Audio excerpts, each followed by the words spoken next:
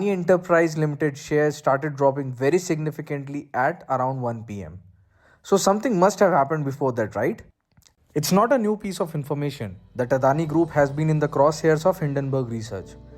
Hindenburg Research, by the way, is a firm that does investigative financial analysis and bets on companies' share prices to decline due to their potential unethical practices.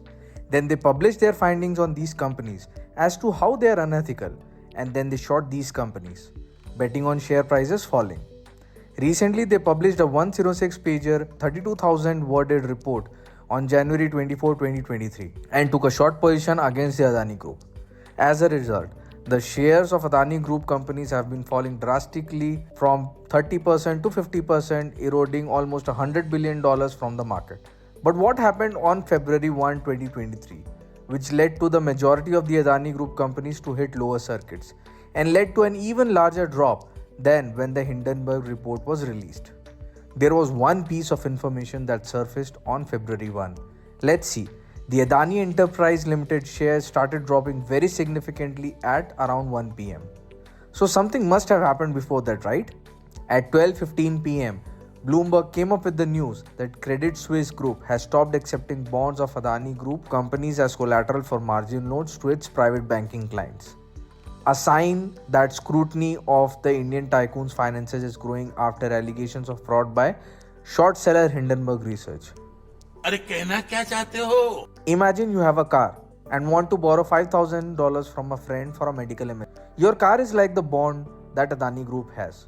Your friend, who is like the bank, said he would let you borrow the money if you leave your car with him as a security. This is called collateral. If you can't pay him back, he gets to sell the car to recover his money. Now imagine the car company broadcasting the news that the car is defective.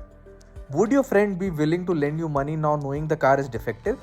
Probably not, because in case you cannot or don't want to pay him back, he probably won't be able to sell the car and may lose his money. Similarly, wealthy clients in Asia often take on leverage against securities to make investments. Credit Suisse AG, a bank, have decided that they won't accept bonds of some companies in the Adani Group such as Adani Ports and SEZ, Adani Green Energy and Adani Electricity Mumbai as collateral for loans. It's not a new practice. For example, after Russia invaded Ukraine and sanctions were imposed, some banks cut the amount that they would loan their private bank customers against Russian debt.